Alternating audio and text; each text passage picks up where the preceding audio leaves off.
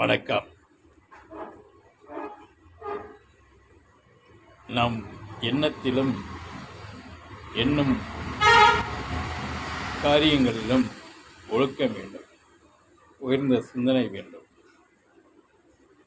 அது பலிக்கும். ஆமை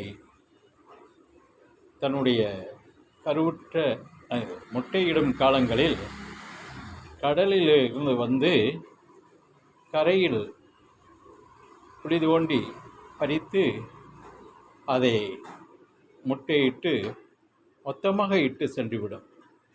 அது பின்னாடி திரும்பி கூட பார்ப்பதில்லை. ஆனால் கடலில் இருந்து கொண்டே தனது முட்டைகளை எண்ணிக்கொண்டே இருக்கும். எண்ணத்தில் வலிமை வேண்டும்.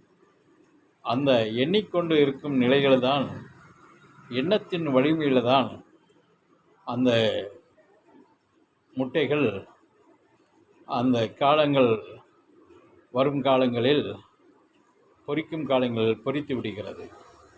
பொரித்து அந்த குஞ்சுகளும் அந்த ஆமை வந்து வழிகாட்டி கொண்டு போவதில்லை.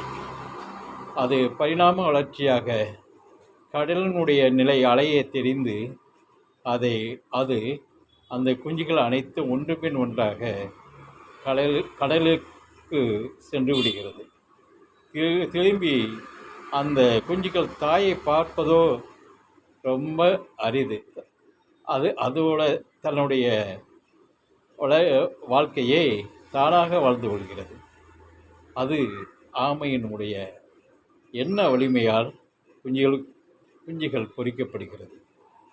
அதுபோலதான் நாம் எண்ணுகின்ற எண்ணங்கள் வலிமையாகவும் உண்மையாகவும் நேர்த்தியாகவும் இருக்கும்போது இந்த எண்ணங்கள் நிச்சயமாக பலிதமாகும், கண்டிப்பாக நடக்கும். அதுக்கும் பிரபஞ்சத்தினுடைய தொடர்தான் இந்த காரியத்தினுடைய வலிமையை பொறிக்க வைக்கும்.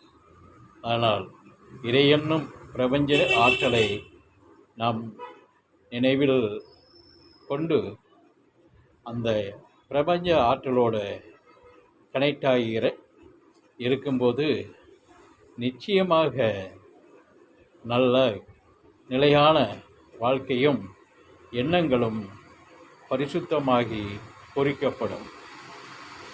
எண்ணங்கள் வெற்றிக்கனியாகும். நன்றி, வணக்கம்.